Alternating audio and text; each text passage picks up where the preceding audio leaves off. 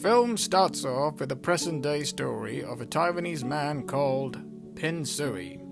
As the story progresses, it shows flashbacks of his life. In narration, present-day, Pin Sui explains that his father died when he was a year-old, and that his mother left him with his grandparents to work in rice fields to provide for him. A sobbing Pin Sui tells his grandmother that he misses his parents, and she responds by saying to be strong and never let anyone see him cry. Later on, he meets another young girl called Awan, who also lives in the same village. They become friends, and for the first time in a long time, he's happy. Pin Sui moves back with his mother and leaves the village. He fears he'll never see her again, but fate had a different plan. Years later, as young adults, they reconnect and they fall in love. He knows her parents won't let them be together because she's of an upper class, but he wants to enjoy his time with her anyway. He takes her to a fancy restaurant and joyfully runs out without paying.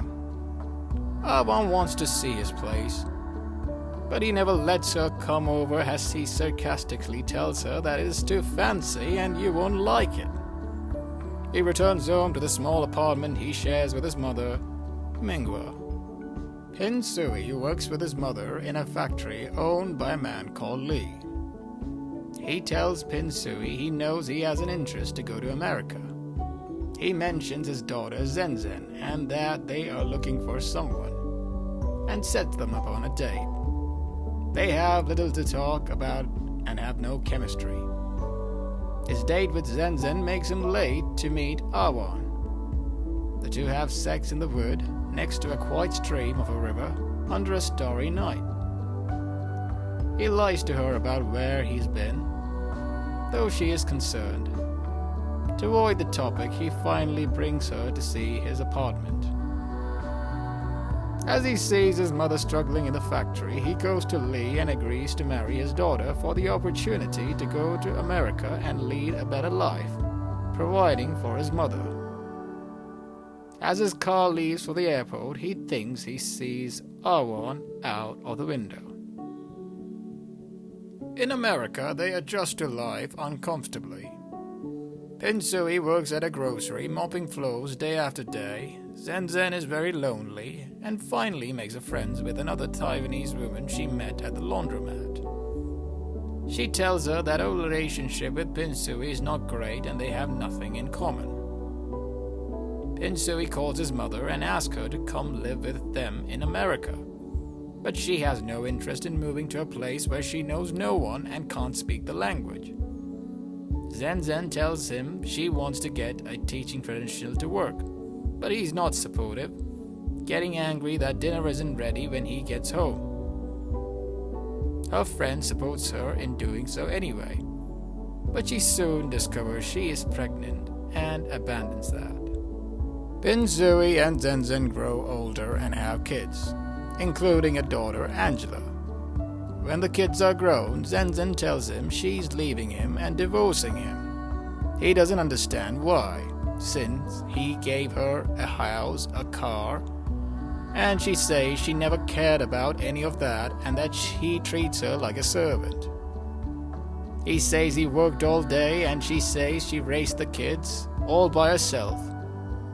He tells her he never wanted to marry her, and she says she always hoped he would learn to care about anyone besides himself. But she knows now he never will, and that he is broken inside. She tells him that she wishes that they never met. An older Angela is now engaged.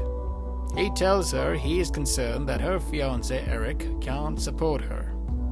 She tells him money isn't the important thing in a relationship and that he makes her happy. But the two do not agree and leave things in an uncomfortable place. Few months later, Pin Sui's mother dies. He goes by himself to Taiwan, and as he returns back to the States, he's picked up by Angela, who's dismayed that he didn't tell her about the funeral. He responds by saying, "As kids, I took you only once to Taiwan, and that they didn't know their grandmother well, and he knows how busy their lives are. Zen, who calls him to offer her condolence, also tells him that Angela is having a hard time at work and encourages him to stop being hard on her. Meanwhile, Eric and Angela are having problems and he moves out of their apartment. Pinsui asks Angela to lunch, but she barely says a word the entire time. When she pushes him to, he finally asks her about herself, and she cries and tells him about Eric. He barely says anything, and Angela becomes more upset, wondering why he can't just say anything nice.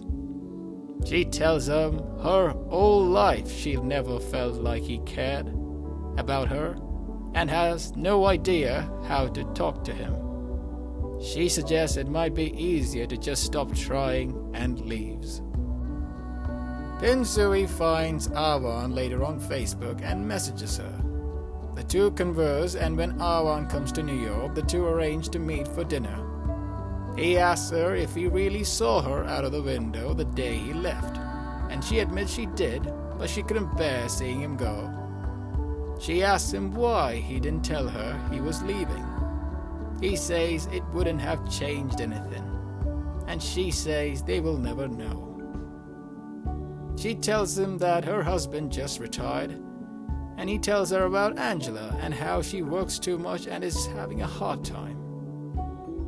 When he says he can't get Angela to open up, she points out how similar they are and says maybe he needs to open up first. As they hug goodbye, it could be noticed that Awan still has feelings for him, but she leaves.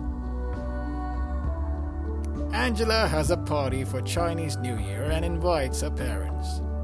Zen is now a teacher and is remarried to Hank, and they're very happy together. Pinsui stays after and helps Angela clean everything up. Angela confesses how hard it's been to host the party without Eric. Pinsui finally confesses about his first love. The two take a trip together to Taiwan, and he takes her to the house that he lived in with his grandparents, the factory he worked in with his mother, and to his mother's burial site, finally telling her the stories from his life as the narration becomes clear. He ends with his house and points out the bar he used to go with Awan. Later on, Angela asks him, what was the woman's name? He begins to cry as Angela puts a hand on his shoulder. The end. I love movies, and if you want a dramatic recap of any movies, I mean any, leave your comments below. And don't forget to like and subscribe. See you soon, folks.